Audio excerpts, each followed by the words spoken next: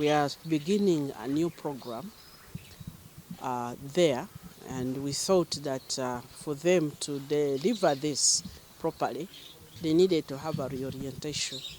Now, why is it that it is us who are there, Minister of Science, Technology? It's because in the strategic direction of the country, we have two strategies. One is we are creating new economies, things that we have not been doing. However, in the other part, as the president has been emphasizing, we are working on value addition. And in order for us to add value, we needed to change the way our universities teach, the way our universities approach agriculture. Because at the moment, most of what they are training people in is in production of raw materials. Now, if you teach people only in production of raw materials, moreover, largely the graduates have been involved in either subsistence agriculture or peasant agriculture. You see the agriculture officers, the extension officers, they are largely supporting that. If we are going to add value, then we need to understand how to add value. And this is not currently resident in our training programs. So that is what we've been doing here. We had to go through the mindset, the thinking, how do these lecturers think? Because if their thinking is still pointing to people producing in subsistence, still producing to produce just a little, and they themselves really don't understand how science links to the economy, then this program will not succeed. It can be just another training. So this reorientation, we termed it reorientation of the staff, and the theme was towards a third generation university, Bustema University. Why third generation? In the first generation, universities were technical. They were just to dispense a few skills. In the second generation, universities became very theoretical. They went deep into a lot of knowledge. So you find people with a lot of knowledge, but they are just training people who are going to support subsistence farmers. And all the research happening in the university that is not seen in the economy. So the third generation university is a university which impacts on the economy. So we have been going through an orientation, and it has been quite an experience for many of them. First, they went through the thinking that we have, the value chain thinking, and the analysis we've done of their content which they are going to teach only teaches people to produce raw materials. Secondly, we went through a stage of value addition for them to understand how many products can be made from even the simplest product. For example, we are able to identify over 100 products from milk, which can be made from here but previously we were just thinking, okay, a cow will produce milk, maybe you drink milk for tea, you pasteurize, you might make little yogurt, maybe ice cream and cheese, and that is it. But we have been able to identify over 113 products from milk. And that kind of now changes the whole mindset of the lecturers. And by their testimony, they feel they have really, really changed. Now, for us as science, we are interested in, one, understanding how do we create scientists who are going to grow the economy the way the president has been expressing.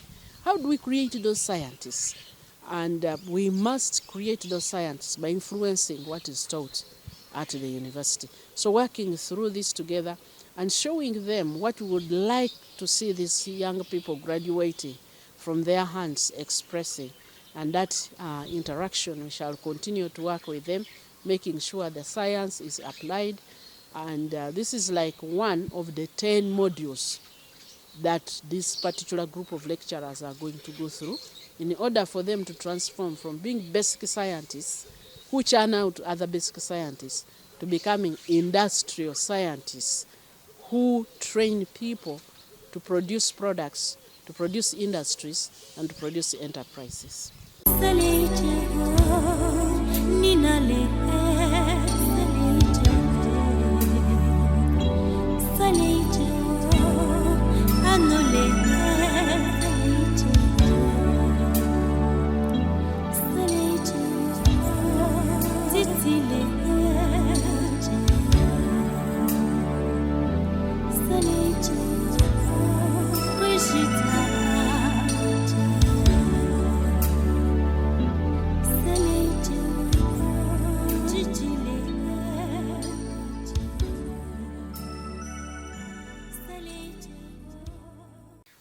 Each person in this value chain, we call it a value chain, has a different role. For example, what does a household have? The household's role is to produce raw materials. For them, they are to produce raw materials. So we are helping them to produce a very high level, to produce a lot, to make much from the little that they have. So that's what we are helping the households. Now, when the households have produced, you need to help the communities with the help of some innovators and entrepreneurs to add value. You can't have every single person adding on. So the training now, we bring it there. Now, if we are training a youth to be an agro-entrepreneur, we might train you both in the production of raw materials and in the value addition. Because these youth, the ones that are coming into this program, either have a diploma or have a degree already. So we are converting people who are already able to learn.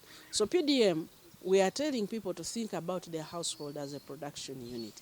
Now, when what they produce has the next step of value addition. One, we are not going to reach a point where they are produced much and there is no market. Two, even when they produce much, the prices will be stable because we are now able to absorb it in an industry rather than vending on the street like here, the market there. If there are not enough people to eat it and finish it, we are able. Three, by value addition, we are able to bring in more money from that product. And so eventually, even the person farming is going to earn more from their money, from their efforts, than what they had. So PDM is part of the value chain.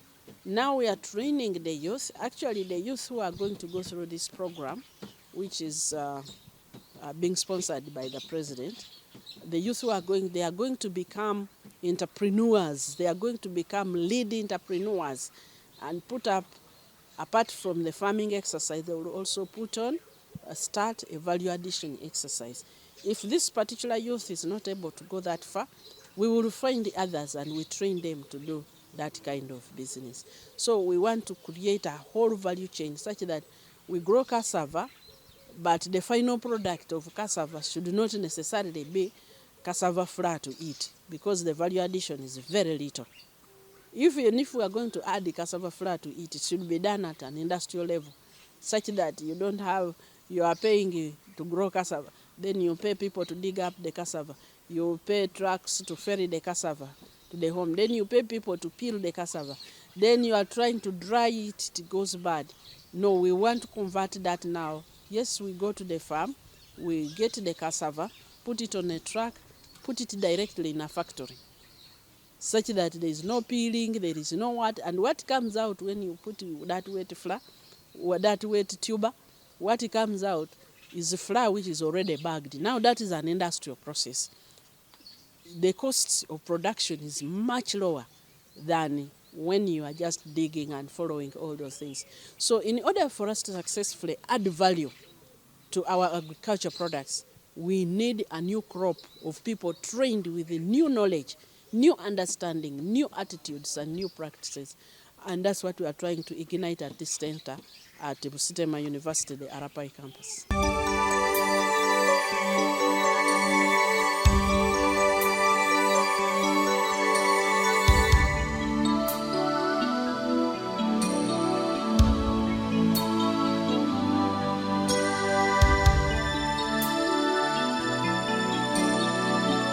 One of the things that we have been able to appreciate is the fact that in order to cause genuine genuine socio-economic transformation in the country, we need to have a different set of paradigm. Because they are usually about two paradigms. It can be transactional or transformational. And I am minded of an interesting story, a biblical story of Esau and his brother Jacob. Whereas these were twins, but they had two different mindsets. One had a mindset that was transactional, and another one had a mindset that was transformational. And these two mindsets had serious socio-economic consequences for both Esau and his brother. Esau had a mindset of transactional. He felt that he needed to get whatever he needed to get immediately. He did not have the patience to nurture and ensure that the raw materials, because by profession, Esau was a hunter. So he was looking for what was already finished. You go hunt an animal, bring it, and you eat it. But then he could not even think that if he had nurtured and undertaken animal husbandry at home, he would even have had more animals at his disposal to consume than going into the bush and you look for only one animal at a time and come back with it. Therefore, we feel that as leaders, there is a need for us to change our paradigm from just being transactional, where we are looking at exchange and reward, and that explains the current challenges right now, for example, we are having, even when it comes to corruption, because part of the issue is that paradigm. The transactional paradigm that people think Uganda is ending today, so I must grab whatever I must grab immediately. Yet Uganda is going to outlive us. And because of that, we cannot cause socio-economic transformation when we have that kind of mindset. Whereas, on the other hand, Jacob had a transformational approach. He looked at the future. The future is, of course, greater than the present. And because he knew that he still had a future to live, he was a visionary in the way he handled himself, in the way he did his business. It is not surprising that when his brother one day came wanting to have some bit of food, he told him, "Sell me your birthright first," meaning that he was looking at the future. Therefore, it is important that for us to create socio-economic transformation, we need to take on the Jacobo mindset, where we are transformational in the way we think, where we have to nurture everything that we are doing, and to look at the future and know that what we are doing right now has an implication for the future. If we are going to transform the youth in this country, the youth are going to have a new mindset. The current kind of mindset that our youth possess cannot help them to change. And this mindset has been adopted right from their background through school, and we churn out youth who think that they have got to go and look for jobs. But yet, if the youth are going to change, they must have a new mindset where they know that they must work and they must use all the available resources at their disposal to make their lives better. And one of those areas is agriculture. Agriculture is far better than some of the trade that our youth have taken on. It is just a question of, again, changing their mindset to see the benefits that accrue from agriculture, so that then the youth can be encouraged to take on agriculture as a business. Many youth have been looking at agriculture as a punishment because of the way they grew up looking at agriculture. But now, the youth must be given a mindset to know that actually agriculture is a business and you can earn more when you are taught the necessary skills of agriculture. And that's why now we are talking of agribusiness, not only just agriculture, but agri business.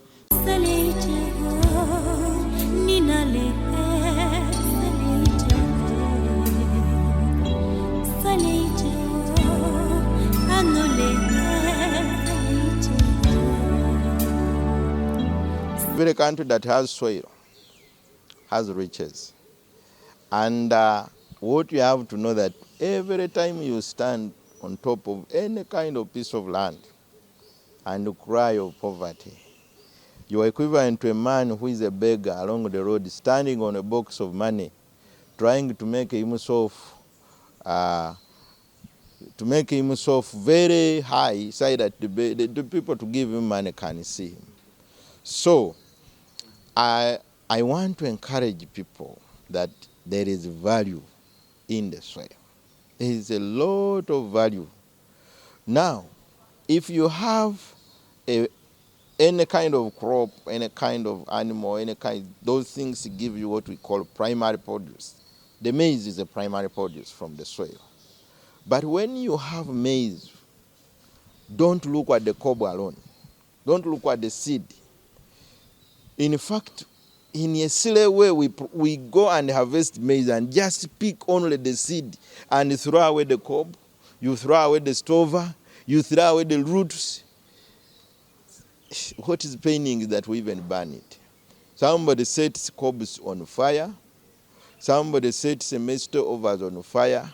So value addition is the way to go. If you want to earn a lot of money from this garden of maize, it makes sense if you are processing everything and turn it into money. Harvest the maize, turn it into high value products like posho. Even the posho, that very maize you see can turn into cornflakes, which we call cereals. Most of you eat these things. Not only that, the cob you have remained with can be turned into animal feed. And even people eat it. You can turn it, let me tell you, bread which does not have fiber is dangerous. Do you know that some of those cobs are used to put in maize? In bread.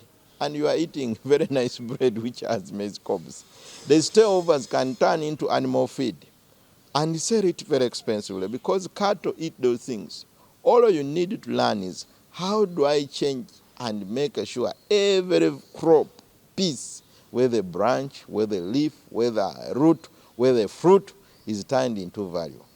Those dried chips that we sell along the road, drying, if you grind that, for you think that is the end. It's not the end. Do you know that the Panadol you take and all those other tablets you take that are weight contain starch from cassava? So literally we get a drug and put it in cassava. But the kilogram of that starch for putting in tablets may cost about 16,000.